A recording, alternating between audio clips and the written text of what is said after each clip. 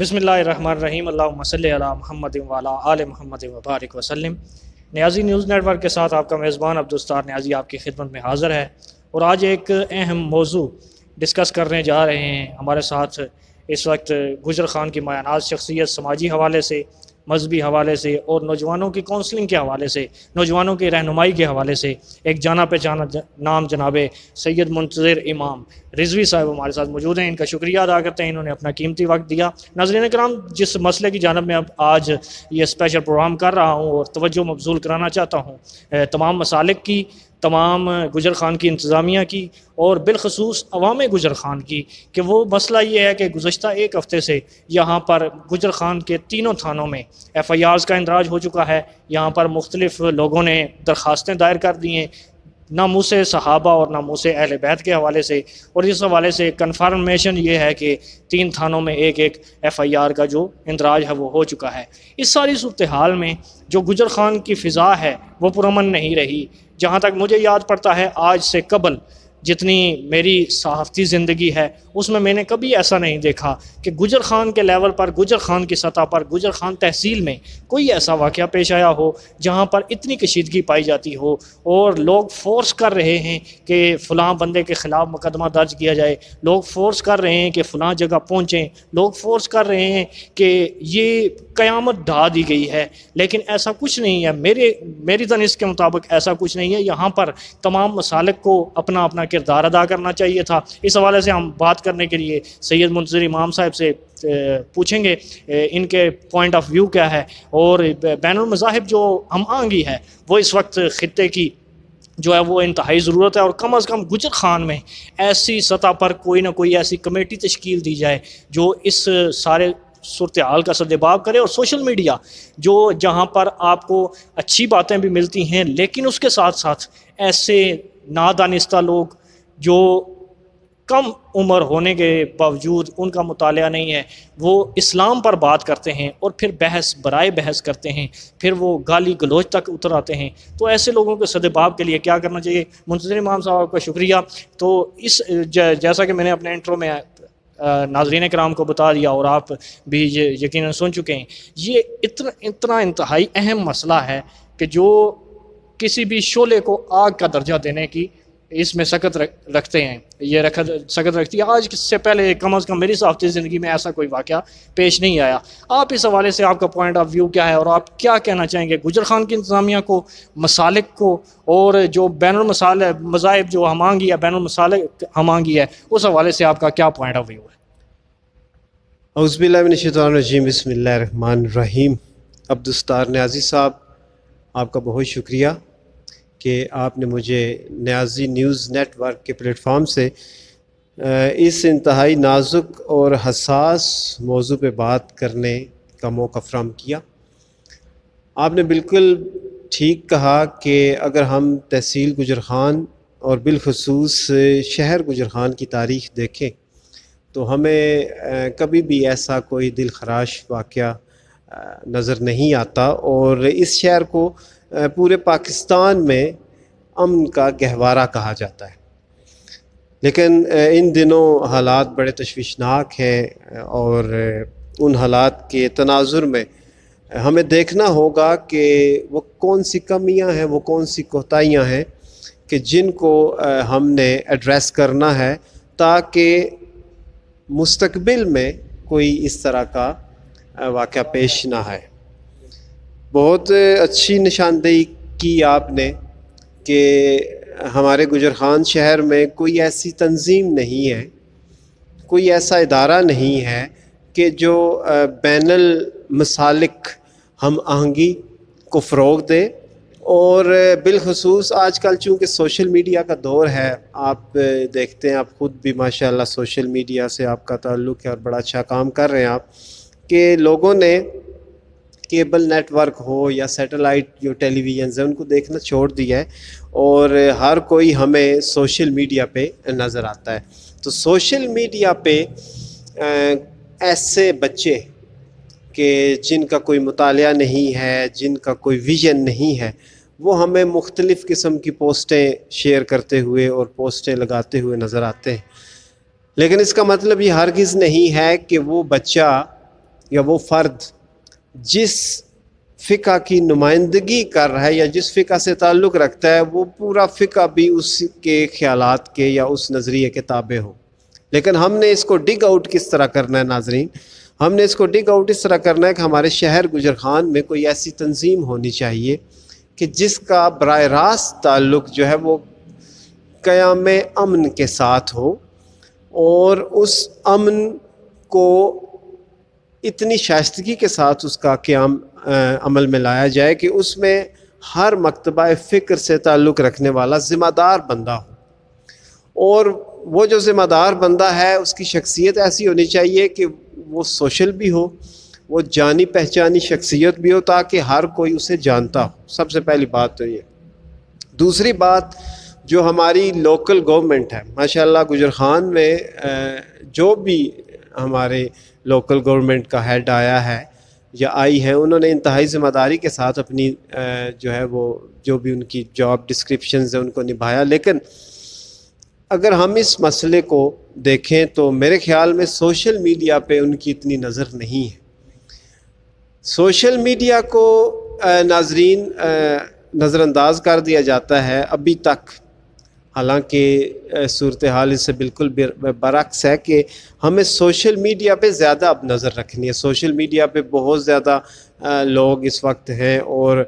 بہت سارے لوگ ایسے ہیں. جب ہم نے اس مسئلے کے حوالے سے کام کیا تو ہمیں پتہ لگا کہ بہت سارے لوگ ایسے ہیں، بہت سارے بچے ایسے ہیں کہ جو بڑی ایسی عجیب حرکات کر رہے ہیں کہ جن کا تعلق اسلام سے دور دور تک نہیں ہے.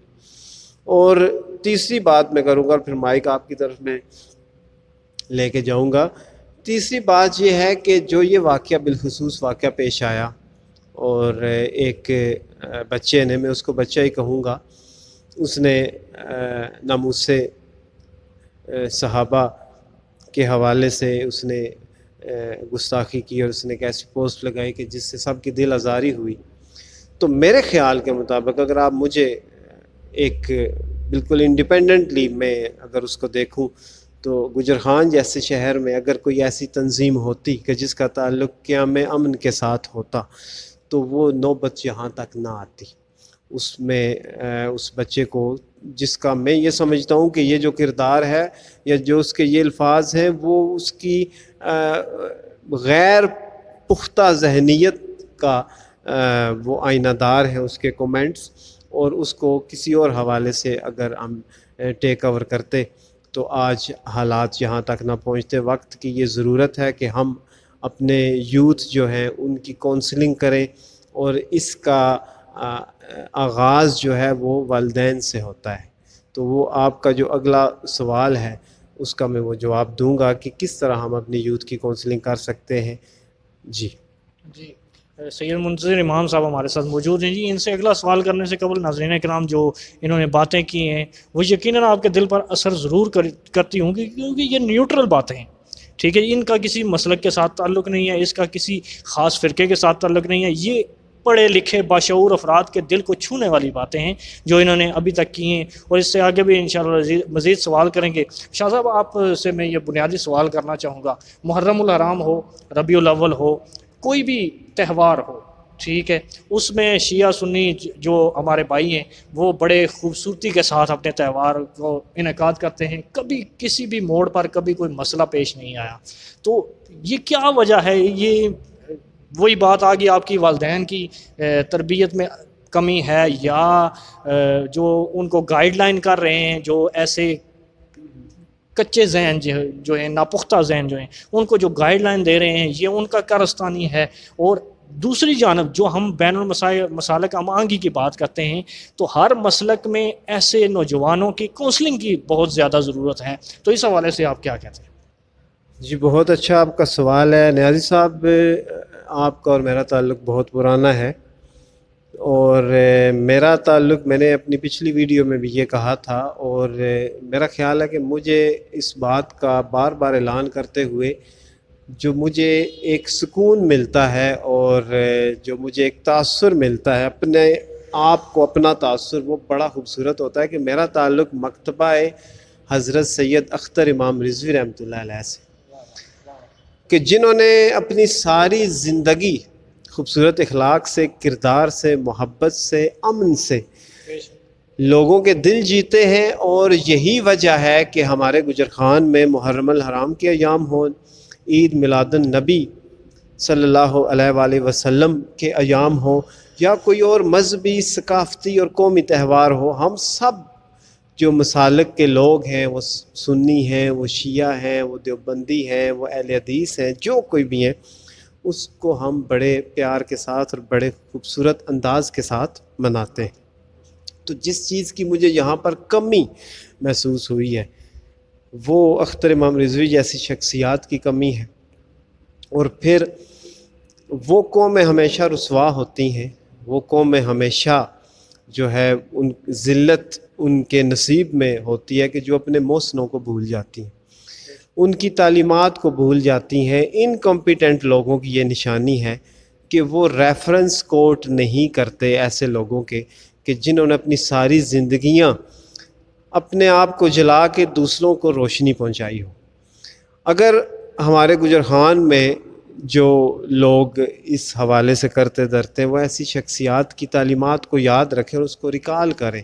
تو اب بھی موقع ہے کہ ہم اپنی یوتھ کی کونسلنگ جو ہے انہی افکار کے ساتھ، اسی خوبصورت کردار کے حوالے سے کر سکتے ہیں۔ میرے پاس یوتھ کی کونسلنگ کا ایک پورا پلیٹ فارم ہے، اگر اس سے کوئی استفادہ کرنا چاہتا ہے تو میں ہر وقت موجود ہوں۔ اس کے علاوہ میری یہ بڑی اسٹرانگ ریکمنڈیشن ہے کہ گجر خان میں ایک ایسی سوسائٹی کا قیام عمل میں لایا جائے کہ جس کا تعلق امن کے استحکام کے ساتھ ہو،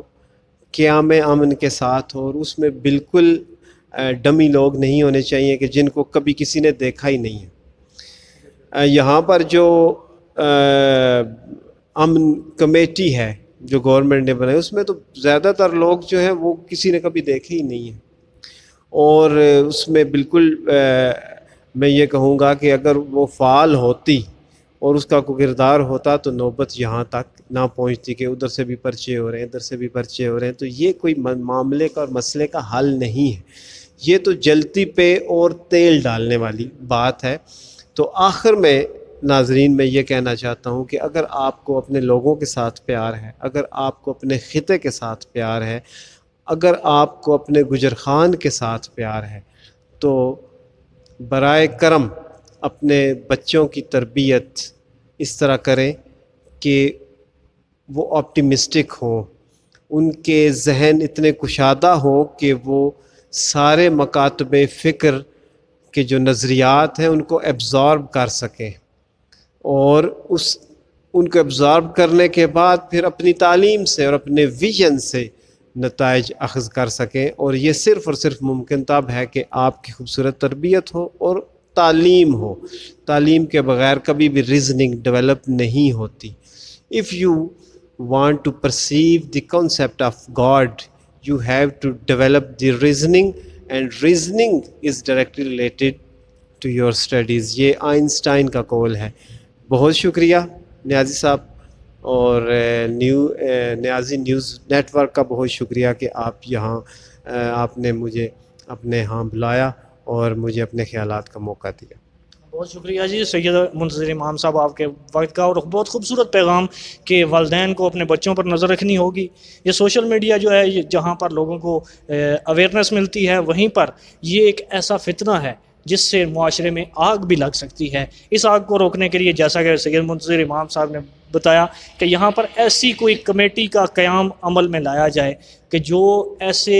لوگوں کی، ایسے شرپسند عناصر کی روک تھام بھی کرے، اور جو ناپختہ ذہن ہیں، جو نوجوان ہیں جن کو اس بارے میں آگاہی نہیں ہے کہ وہ دوسرے مسالک کی توہین کریں یا دوسرے مسالک کے جو مقدس ہستیاں ہیں ان کے بارے میں کوئی نازیبا الفاظ کہیں، تو ایسے بچوں کی ٹریننگ کی ضرورت ہے، ان کی کونسلنگ کی ضرورت ہے، بجائے اس کے کہ آپ ان پر مقدمات درج کر کے ان کو جیل کے پیچھے بھیجیں۔ جس پر مقدمہ درج ہوتا ہے وہ جیل کی ہوا کھاتا ہے، وہ مہینہ 2 مہینے جب وہاں سے رہ کے آتا ہے نا تو اس کا ذہن ہی چینج ہو جاتا ہے، وہ پھر مزید دشمنی پہ اتر آتا ہے۔ یہ ایک انسان کا فطری عمل ہے، میرے ساتھ کوئی دشمنی کرے، لاکھ دشمنی کرے، وہ مجھے گالیاں دے، لیکن جب وہ میرے خلاف قانونی کارروائی کرے گا، مجھے اذیت دے گا، یہ اذیت کا دوسرا نام آپ کے خلاف کسی کا مقدمہ درج کرنا، آپ کو جیل کی سلاخوں کے پیچھے بھیجنا، یہ ایک اذیت ناک معاملہ ہے۔ اور آپ نے بارہا دفعہ دیکھے ہوں گے مقدمات میں کہ جو احباب جو ملزمان ہوتے ہیں یا جو مجرمان ہوتے ہیں، وہ جب جیل کی سلاخوں کے پیچھے سے نکل کر آتے ہیں تو پھر وہ اپنا بدلہ پہلے سے بڑھ کر لیتے ہیں، اور یہ جو فضا ہے یہ اس کو خراب کرنے کی جانب یہ قدم ہے، اس کو ہرگز خراب نہیں ہونا چاہیے۔ اور ہمارا پیغام یہی ہے، ہمارا پیغام محبت ہے جہاں تک پہنچے، ہمارا پیغام محبت ہے جہاں تک پہنچے۔ آج کے لیے اتنا ہی، انشاءاللہ عزیز اگلے کسی اہم ٹاپک کے ساتھ، موضوع کے ساتھ آپ کی خدمت میں دوبارہ حاضر ہوں گا۔ تب تک کے لیے اپنے میزبان عبدالستار نیازی کو دیجیے اجازت۔ اللہ نے کے بعد۔